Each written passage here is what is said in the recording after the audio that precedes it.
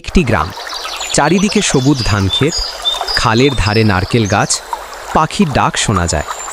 গ্রামের মানুষ সৎ কিন্তু গরিব, তাদের একটাই ভরসা দিনরাত খেটে খাওয়া। আর সেই গ্রামেই আছেন এক মাতব্বর, করিম মাতব্বর। টাকা, জমি, গরু, ধান সব তার হাতে।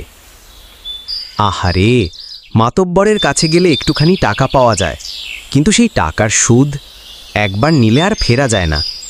হালিম, রহিম আর সালাম গ্রামের 3 কৃষক। তাদের জীবনে দুঃখের শেষ নেই। বউ বাচ্চা 3 দিন না খেয়ে আছে, ফসল নষ্ট হয়েছে। এখন যদি কিছু টাকা না পাই, ঘরে চুলাও জ্বলবে না। কি হালিম, আবার টাকা চাইতে এসেছ? জি মাতব্বর, এবারও ফসল নষ্ট হলো, একটু সাহায্য করেন, পরে। হালিম, আমি ব্যবসা করি, তুমি টাকা নাও, কিন্তু মনে রেখো যদি সময় মতো শোধ না দাও তবে সুদে সুদে হিসাব বেড়ে যাবে। আমার আর উপায় নেই মাতব্বর, দেন, আল্লাহ ভরসা। এভাবেই রহিম আর সালামও মাতব্বরের কাছ থেকে টাকা নিল।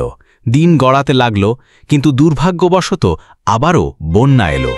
সব ফসল পানির নিচে ডুবে গেল। কৃষকেরা অসহায়।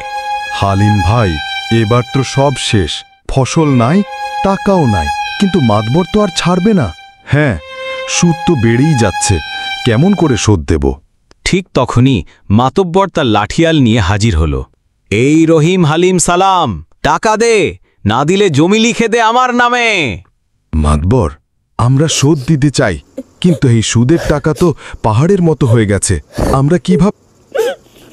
ওটা আমার চিন্তা না, নিয়েছ যখন দিতে হবে, না দিলে তোমাদের ঘরবাড়ি, জমি সব আমার।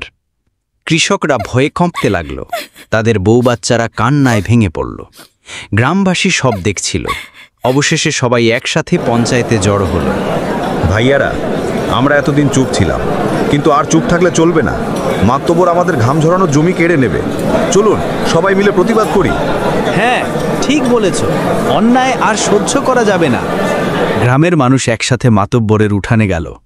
মাতব্বর, এটা অন্যায়, মানুষকে সাহায্যের নামে ঠকানো পাপ। তোমরা সবাই একসাথে, এত সাহস? হ্যাঁ মাতব্বর, আমরা একসাথে আছি।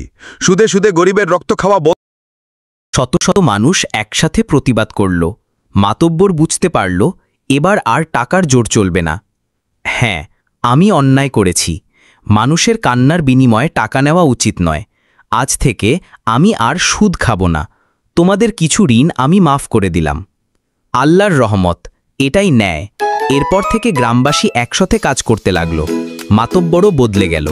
সে বুঝতে পারল আসল সুখ টাকা নয়, মানুষের ভালোবাসা আর ঐক্যে। নীতিকথা, অতিরিক্ত লোভ মানুষকে ছোট করে, কিন্তু ঐক্য অন্যায়কে হারায়। বন্ধুরা, গল্পটি ভালো লাগলে অবশ্যই লাইক, কমেন্ট, শেয়ার করুন।